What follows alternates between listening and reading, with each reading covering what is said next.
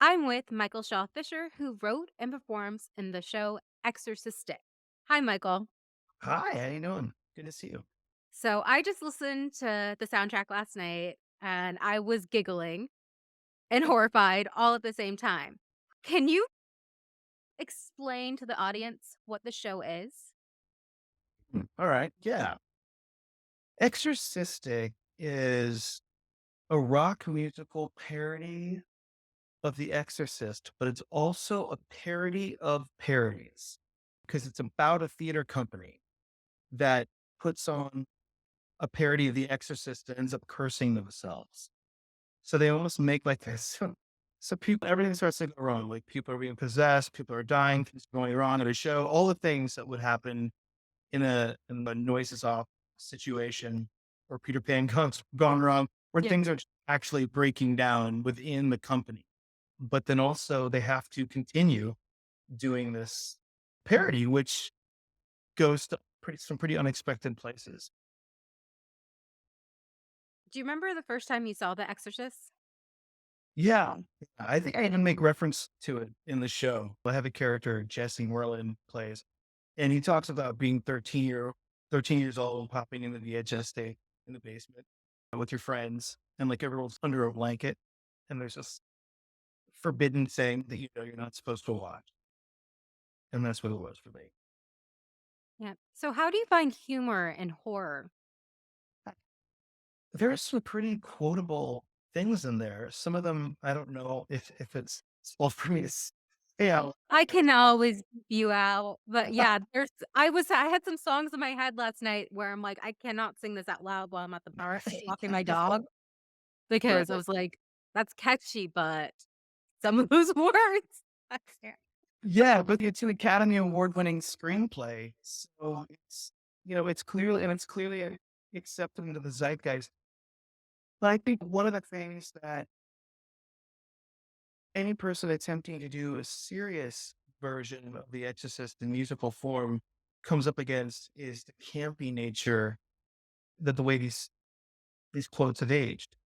And for me, a rock musical of The Exorcist lends itself more to the freedom of playing instead of melodrama necessarily, playing on the like I said, the campy aspects of it and just really blowing them up. First of all, you just have to be in a way like devilish with the material. You have a devil in it or a demon in it. So you have so many opportunities for that demon to make commentary on our world and even on the movie itself. So it's like it opens up the whole thing to comedy to have this Machiavellian entity and character in the show.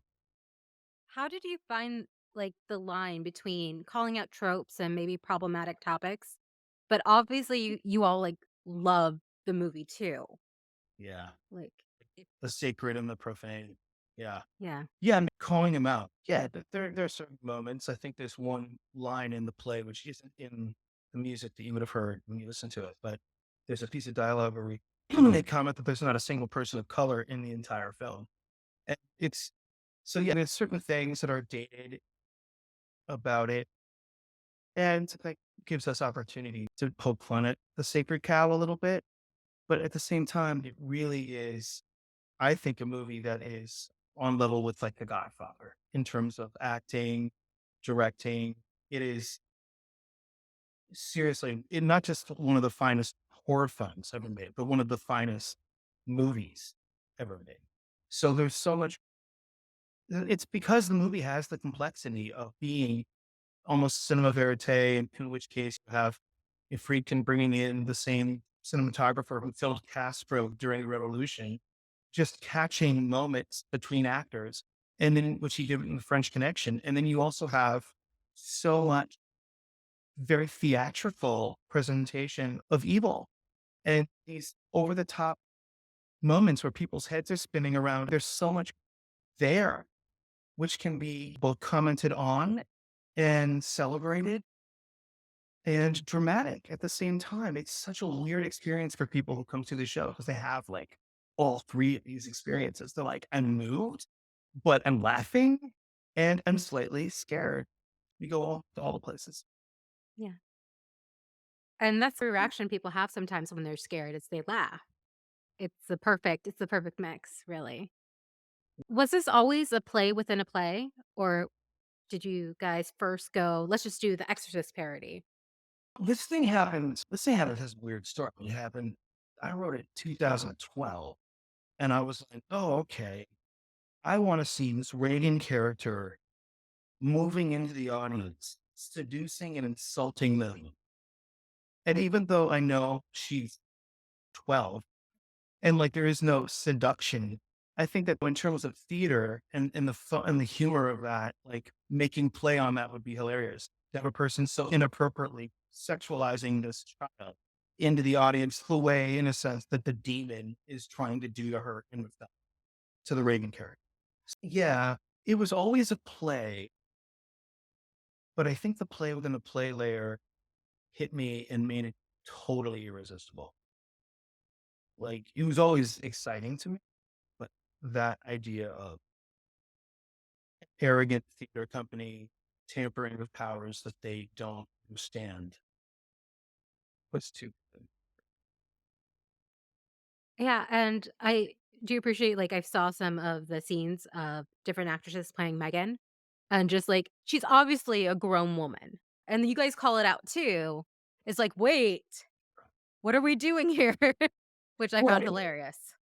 Yeah, because it is so adult and because it is so profane in certain moments and just over the top and fun, it really disarms people who are coming in and maybe worried that there's going to be something that they're really afraid of. And you know what I'm saying?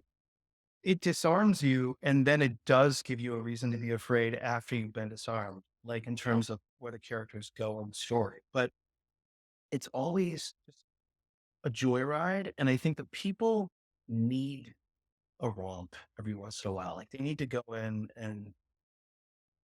the whole spirit of like Dionysus and theater, just get a little crazy and let it be that as opposed to something really buttoned down and self serious. By the way, if I'm like completely going off, like what your No, question was, just it's tell good. me. I can rant sometimes. The actors do go into the audience. It's an intimate kind of theater, the box is, No and one's safe. Nobody is safe. no one's safe. So does that mean the show changes a little bit every day? Is there more improv with that? It's interesting. Is a script that's pretty tightly written because there's so much comedy timing going on, and there's so much things being sculpted, and then just bam hitting you. It's like if everybody was talking at once, you wouldn't get some of these really Yeah. fun jokes and moments. But everyone is such a good actor. It feels like we're all playing ourselves, and we're somewhat pretentious versions of ourselves or whatever. Like we're all poking fun at ourselves and we're all on the same level. And there are moments within songs and things like that where there can be like a character will come in and just say something completely random to start the song off. And then like the one that I think you're referring to, which we cycle out different big stars to play that role, you let them have free reign. My buddy Brendan Hunt from Ted Lasso, you might know from he played it and he just came in and it was completely unique. And every single star who comes in has their own thing and their own approach. We just highlight that as much as possible. That's awesome. Are there any challenges that you face doing, like, a play within a play? Because everyone's playing, like, 2 characters, right? Or more. Yeah. Yeah. Character on character, really. Yeah. They're playing with themselves going in, and there has to be a certain setup for that.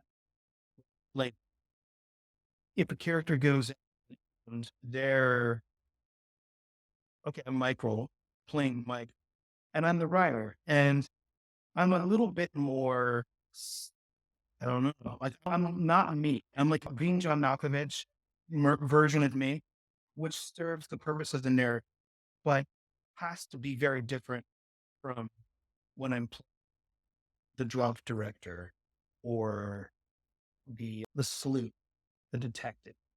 So there's going to be this base layer which everybody sees, and they have to leave to some extent, and then you can build on top of that the more extreme characters that kind of come out, hit really hard. In the end, is the most important character is I don't want to say who the most important character is. Maybe both sides are equally important because you have to enjoy the parody, you have to enjoy the commitment, and you're there to see that. You're there to see Exorcist or musical parody of the Exorcist. If that's not there, you're not going to be there. But then you also have to give them the place where that layer is gone and no, my character is in danger. And if there isn't that tension between the two, then the show has what it's thing. Yeah, because just listening to the soundtrack, I'm like, this could just be a straight musical. This just like straight Right. musical. There, it's a full musical right there. But I love that added layer, and it's perfect for in October. You all will be going to New York, premiering at the Box, and you'll be around for New York Comic Con. Oh my gosh, yes. And also, the movie Exorcist Believer comes out while we're running our show. Oh yeah, I saw a trailer for that recently. So I did some rewrites in my future to include that as well. Yeah, because there's always a different like exorcism inspired kind of movie coming out. At least every other year, it feels like. And that's I think one of the cool things that our show is aiming to do. We comment on not just the movie and its tropes, but also its legacy. We comment on it, we talk about it, we talk about real exorcisms that happen. Like the characters are deconstructing all of this stuff while they're doing it. And there's a lot of opportunities to bring the audience in on a very contemporary conversation, as opposed to like I did the show for the first time 10 years ago. And it was a very different script because we were talking about the thing. There was certainly amount of people in America who believe in demons exist, and that percentage has changed. It's interesting. Like the nation has changed in exorcism in that its role of the actual exorcisms in this country has changed. And it exploded during the pandemic, like exploded. And there's so many interesting facts. Like the most common person to become possessed or to think that they're possessed are actually not young girls, it's middle-aged men. And there's some really interesting information that's come out of it. Feel fun with it. Well, also, Yeah. I didn't know that. I assumed it was always like the preteen girl is probably because of The Exorcist, because of puberty and growing up and being like, oh, they're different. I always thought so too. And But I felt possessed at 13 at some point. oh god, absolutely everything you're wrong, everything is Mhm. dirty, everything about your body that you're discovering can't Everything's different. possibly be acceptable, right? Yeah. Absolutely. Yeah. New York Comic Con, you're going to have all the geeks coming out. Oh And we love our horror. And my we gosh. also love the comedy too. We did Midsummer Scream in Long Beach, and it was the greatest experience. Everybody was so loving, and we had like hundreds and hundreds of people showing up to the show, which at that time had been performing in this intimate venue in Los Angeles with like screens all over the walls. Like here it was a huge convention with like, I think it was like 1,000 people or something. It was to have just, we just had to flank everybody and bring them all into it. And it was like the greatest experience cons. It's so cool. And it's a love fest. We're all here for the same. Yep. I think it helps like The Exorcist is such an iconic movie that like all of us have at least seen scenes of it. Yeah. Or we've seen it parodied and other things because it had been like I saw it parodied before I actually saw the movie. Oh, Because did like you? What did you yeah, see? Where did I see a parody? I think it was like in the 90s, like I think it was a like a WB show, like Popular or something. Trying to Okay. remember where they did like they'll do like the vomit scene Oh, and things yeah. like that. So it's Slippy. just Yes. yeah, it's like Star Wars. It's like you see all the parodies I did at least before I actually saw the movies in the late 90s. Oh, that's so interesting. The parodies came first. That's Yes. so cool. I was it's so interesting because I have so much love and respect for William Peter Blatty, the writer and producer of the original film. And I just when I all right, when I was gonna do this for the first time in 2012, he was doing a play of The Exorcist at a theater in Los Angeles. He contacted me to be like, could you like a gentleman like message to say, could you please not do this now? Okay. He didn't send his lawyers after me. He didn't do a cease and desist. He did nothing like that. The guy was refined, gentle, intelligent, hilarious, self-effacing, an amazing person. And he just reached out and was like, I would appreciate it. And I was like, oh my gosh, you're Bill Blatty. Like, of course. And then I then sent the script to him the next year and he read it. He gave me his feedback on it. But like, it's so interesting because he was a comedy writer originally.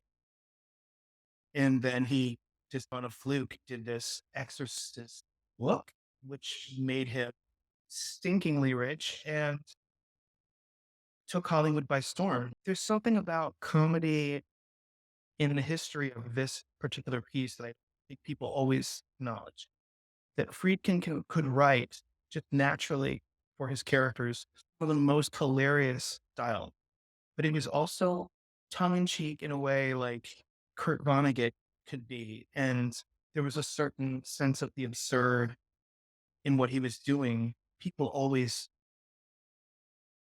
connecting on a deeper level while being completely stupid at the same time in terms of like their references, having short with each other, like Karis and Kinderman do in the film. Classic Bill Blatty dialogue. Yeah, there's a marriage there long before me ever getting there. Yeah. And they like always say, like, if you can do comedy, you can do other things because comedy is the hardest, really, It really at least in is. my opinion. Yeah, and Blatty found it to be that way too.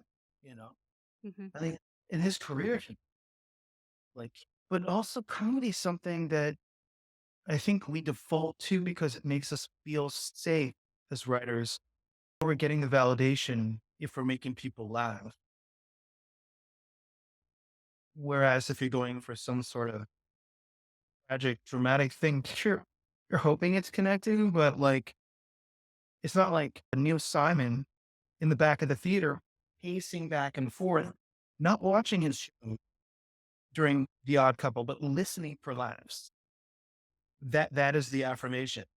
Whereas like someone like Federico Garcia Lorca would like sit in the back, like while one of his plays would be going, poet playwright, and he would just be just shaking, shivering, hoping that they're understanding his poetry, hoping that it's moving them a little bit different. Yeah, I don't know. I'm glad that this show is so funny, and we can find out pretty quickly when we get going that the audience is on board. Yeah. I was And just cracking up listening to the music. Okay. it's Yeah. Yeah, there's definitely especially, like, the second to last song, don't wanna give too much away, after yes, the priest sacrifices himself, so that the song. classic Father Karras. Yeah, because I love the movie so much. The music is not a parody necessarily of musicals. It is actual committed rock score. So I wanted to make sure these moments had these extremely like fun and rocking moments that just could stand on their own as being just a good listen. So you don't have to laugh through them all the time, but you can like when she screams like or sings, I am the face in the darkness. You are the faithless, the weakest. Like the power coming out of Emma Hunton in that singing that is to me everything that a musical about The Exorcist could embody, that performance, that moment. So it's not for everybody listening, it's not just har moments. We have a couple of those for sure, but there's also some expansive rock and horror classic. dramatic, operatic moment. Yeah, this could definitely just be like a musical with that. And just like you could play it straight if you wanted to, but Yeah, there would still be like the insanity of what your topic is in general. cool. For people who are in New York in October, how can they go see the show? Yeah, so the box is tickets are up on Eventbrite currently. I'll put the link in the summary.